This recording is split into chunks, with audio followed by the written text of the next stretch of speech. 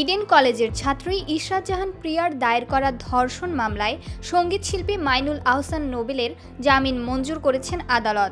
আজ ২৪ জুন দুপুরে শুনানি শেষে মেহেরা মাহবুবের আদালত এই জামিন মঞ্জুর করেন। এই মামলার বাদীকে কারাগারে বসেই বিয়ে করার ৫ দিনের মাথায় জামিন পেলেন নোবেল।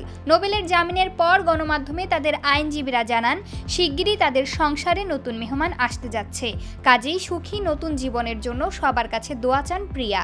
এদিকে আজ আদালতে খোশ মেজাজে কড়া নিরাপত্তায় প্রবেশ করেন নোবেল। এর কিছুক্ষণ পরেই উপস্থিত হন তার স্ত্রী ইশরাত জাহান প্রিয়া। কাঠগড়ায় নোবেলের কাছে যান তিনি। নিজেদের মধ্যে হাসি খুশিভাবে আলাপ করেন বেশ কিছুক্ষণ। এরপর আদালতের বিচার কাজ শুরু হলে প্রিয়াকে বাদীর কাঠগড়ায় ডাকেন বিচারক।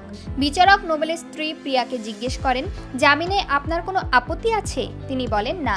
পরে উভয় পক্ষের আইনজীবীরাও বলেন, ভুল বোঝাবুঝি থেকে মামলা হয়েছিল, এখন বিষয়টা মীমাংসা হয়ে গেছে। এরপরে প্রিয়া আবার নোবেলের কাছে কাঠগড়ায় ফেরত যান। একজন আরেকজনের হাত ধরে দাঁড়িয়ে বাসার সবার ব্যাপারে খোঁজ খবর নেন নোবেল। এরপর নোবেলকে আদালত থেকে পুনরায় গারদে নিয়ে যায় পুলিশ। এ সময় সারাক্ষণ প্রিয়ার হাত ধরেই হাঁটছিলেন নোবেল। আদালতে লিফটে ওঠার সময়ও প্রিয়াকে সঙ্গে নেন।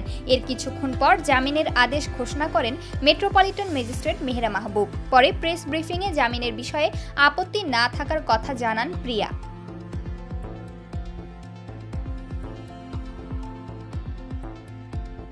গত ১৯ জুন ঢাকার মহানগর আদালতের নির্দেশে কেরানীগঞ্জ কেন্দ্রীয় কারাগারে কারা কর্তৃপক্ষের তত্ত্বাবধানে কারা ফটকে নোবেলের সঙ্গে ধর্ষণ মামলার বাদী সেই নারীর বিয়ের আনুষ্ঠানিকতা সম্পন্ন হয়েছে।